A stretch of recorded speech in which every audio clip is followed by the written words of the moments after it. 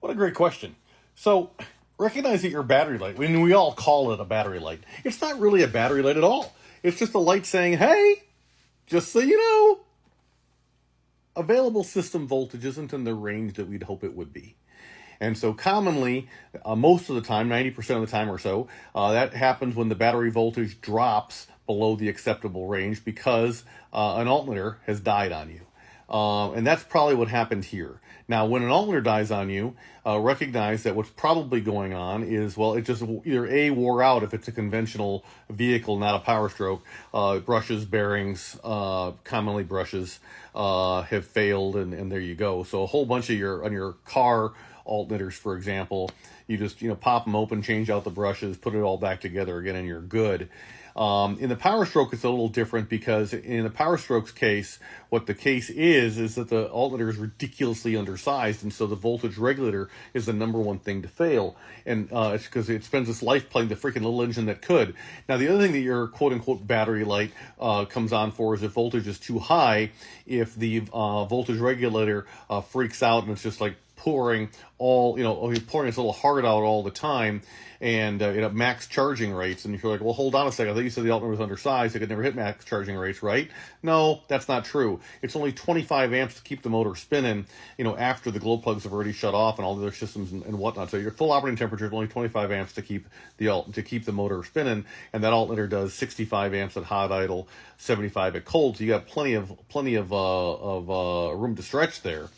At issue is every single time you start your 6.0, you've got this 230 amp draw for a period of time after ignition, which is commonly at like 90 degrees. Who even cares? Like half a second, but at 50, it's 45 seconds. At 30, it's a minute and 15. At 0 degrees and colder, it's 2 minutes. So if you live in a colder climate, we really like the 240 amp alternator that does 190 amps at cold idle. It's all about cold idle numbers.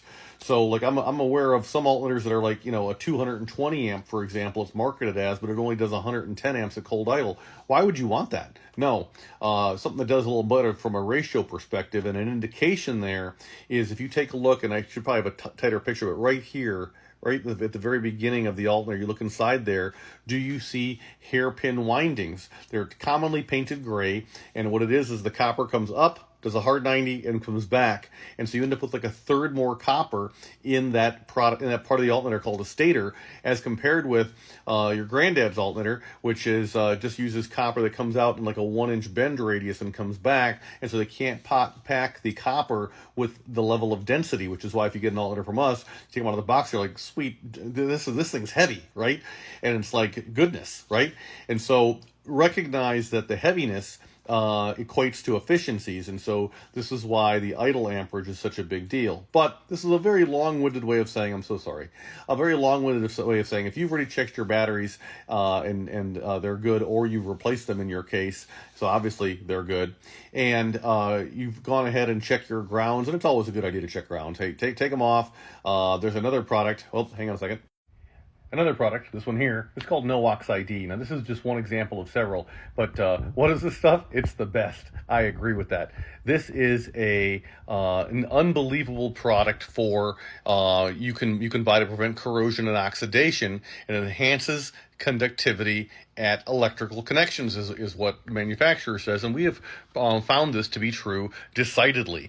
So a lot of guys that don't know any better, they'll go ahead and they'll go through the effort of cleaning up their battery terminals and cleaning up their grounds and all this kind of stuff, and they put like dielectric grease on. Well, dielectric is an insulator. You really want a conductor. So this is an electrically conductive grease, and a little bit goes a long way. So when you're cleaning up your grounds, you pull the bolt out of there that's holding that ground cable against the frame as an example. Take your Dremel or some other moto tool with a little wire wheel attachment and get it all nice and shiny and beautiful. Same thing with your lugs, right? And do it around the threads of the bolt, etc. Make it just gorgeousness, perfect. And then if you want to really belt and suspenders, take a tap even and run that tap down the hole to create some beautiful clean metal available, and then take a very, very, very, very, very thin dab of this stuff and put it on the threads, and what that will do for you is it'll make it so that, and then just a slim little layer on the actual lug itself and whatever, and that'll make sure that water can't get up in there, corrosion can't get up in there, and it'll also go ahead and it'll make it so that your conductivity is as best as it can be, because just because your frame appears flat doesn't mean it is flat. Just because your lug appears flat doesn't mean it is flat. It's got little microscopic little dents in it that are not places where metal is actually touching.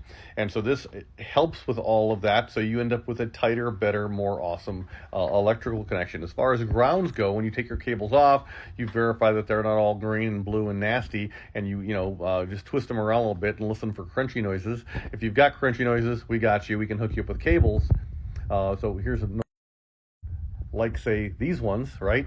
So these are the positives and the negatives and everything you need to make a growing boy happy, which is a necessity if your alternator choice is bigger than that 185. So if you live in a southern climate, you can get the 185. You don't need the cables at all. Perfect, yay. If you get the 240 because you live in a tundra climate like we do here in Iowa, then of course you want bigger cables, and these are done for you. And it's, all the lengths are right, all the lug rotations are right, the crimps are solid. Everything about this is just great. As excited as a fella could be, or a gal could be about cables, this is excited about these cables that you'll ever be, because they are just awesome. And it's none of this copper-clad aluminum garbage either. This is incredibly flexible cable with a gajillion strands inside there, so it's beautifully flexible and just so nice. So all this to say, your battery light is on, but really it's a charging light. Really it's a where is my resultant voltage light, and it's on even after the batteries. My strong suspicion is that your alternator took a dive on you, and it's probably the voltage regulator, because your alternator is too bloody small. So hop on FICMRepair.com. You can pick up an alternator that makes sense for you. We're going to start to see if we can link these videos actually to our product pages so that they don't get lost in the perils of TikTok, and that way we can find them more easily. So at any rate, hope this helps. FICMRepair.com. We're all in this together. Thanks, guys.